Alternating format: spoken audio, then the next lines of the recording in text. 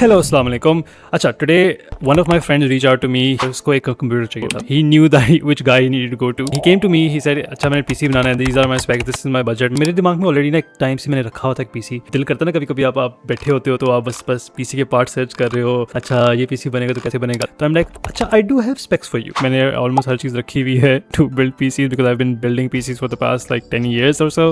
Here's all the things you need. Thermal paste मेरे पास already पड़ा था। Another thing that I really like to have, my handy dandy pocket knife. तो मुझे पहले सारी प्राइसेस पता थी। उसने मुझे फ़ोन पे बात कराई, मैंने कहा अच्छा ये पार्ट पड़ा हुआ है, इसकी ये प्राइस होनी चाहिए, ये पार्ट पड़ा हुआ है, इसकी ये प्राइस होनी चाहिए। I had to stay within that budget. मेरे पास ऑलरेडी दिमाग में था कि I wanted to go with Ryzen 9600X। साथ ही साथ मुझे पता था कि MSI का B650 मदरबोर्ड मिल जाएगा इन अराउंड 30 to 33 के। इसमें 4 रैम स्लॉट्स वाला मदरबोर्ड भी आता है, लेकिन I didn't go with that one. थोड़ा सा प्राइस कट कर रहे थे डिफरेंट एरियाज, तो डुअल रैम स्लॉट्स वाले मदरबोर्ड पे हम गए, which is still like gonna deliver the same performance. Quad channel तो होता नहीं है कमर्शियल लेवल हार्डवेयर के अंदर, तो we don't really care about that. यहाँ पे एक एरो नजर आ रहा है ना, कि आपने यहाँ पे एरो देखना होता है कि इस जगह पे एरो कहाँ पे आ रहा है, और थोड़ा सा हिला लू के भी देख लो, बिल्कुल ठीक आ रहा है, कोई इशू नहीं, ठीक है। और उसके बाद फिर आप बस इसको ऐसे रखो। और रैम पे I think I did go little overboard. ने चूज की Trident Z Neo RGB। So AMD does benefit with higher transfer speed for the RAM, which are 6000 mega transfers, or they are cast latency for 36CL36. So that is like a really good piece of RAM for the type of equipment he's going to be running. For storage, जो available था, we went with that. Although I would say there are like better options in the market compared to the Kingston NV3, because इसमें 3D NAND flash इतना अच्छा नहीं है, DRAM क्या है ही नहीं। I would suggest something different, but इसकी price point भी बहुत अच्छी थी, तो this was a good choice. तो 1 टेराबाइट की हमारे पास NVMe स्टोरेज आ रही है। यहाँ पे इसका एक स्टैंड होता है पूरा ऐसे, इसको रखने के लिए स्ट्रेट,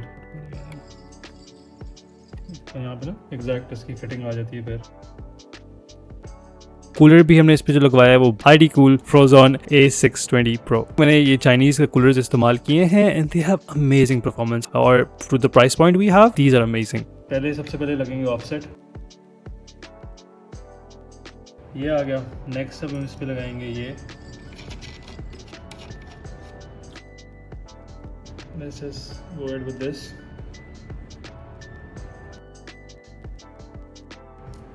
टाइम तो ये उतारना भूल जाते हैं। अब ये इस तरह लगेगा इसके ऊपर।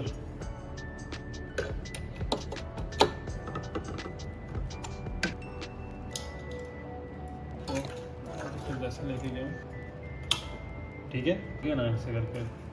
उसको थोड़ी और ज़्यादा स्टोरेज भी चाहिए थी, तो we went with the 3 TB Seagate hard drive, almost brand new, जो हफीज सेंटर वाले क्लेम करते हैं is brand new, which is I know gonna be a really good choice for this build. Power supply की बात की जाए, I don't say that I was fully on board with the thermalright power supply. Some suppliers से कि it's a very good PSU, लेकिन वही बात है, सेलर्स ने अपनी चीज़ बेचनी है, दे विल ऑलवेज से कि this is the best thing in the entire world. I am not really sure about this. Actual जो इसकी टेस्टिंग होती है, एक्चुअल इसकी जो एंड्योरेंस टेस्टिंग होती है, आई गो ऑफ दैट, और लॉन्ग टर्म यूज के बाद उसके रिजल्ट्स निकलते हैं। This power supply was like a iffy thing for me, कि I wasn't really sure if it's gonna be gold और it's gonna be white. I don't know, by white I mean not a good PSU। मैंने उसको कहा कि चलो तुमने शायद GPU intensive काम नहीं करना, तो मैंने उसको रिकमेंड किया ऐसा करो, वेट कर लो, अभी GPU अपग्रेड ना करो अगर बजट नहीं है इतना। Let's stay with the AMD RX 590 that you already have. बाद में फ्यूचर में अगर दिल करता है तो फिर बेशक जिस मर्जी कार्ड पे अपग्रेड कर लेना। I am gonna make sure कि जो पावर सप्लाई है, बाकी मदरबोर्ड और जितने भी कंपोनेंट्स हैं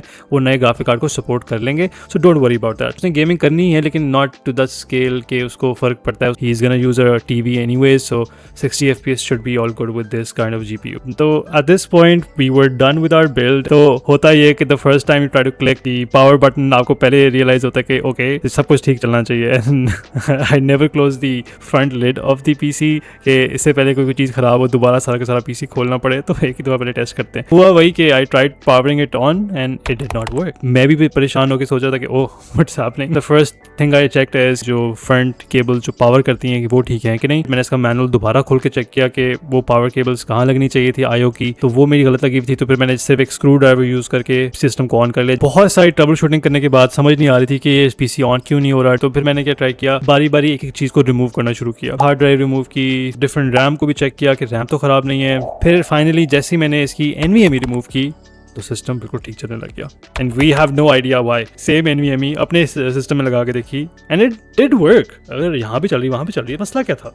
फिर मैंने वही सेम NVMe दोबारा सिस्टम में लगाई और वहाँ पे भी चल रही है। तो that is sometimes what you need to do when you building a PC या फिर कोई भी इलेक्ट्रॉनिक चीज के sometimes they just don't work for no reason at all. बाकी everything was working fine, he was really happy with the PC build. So yeah, that's all for this video.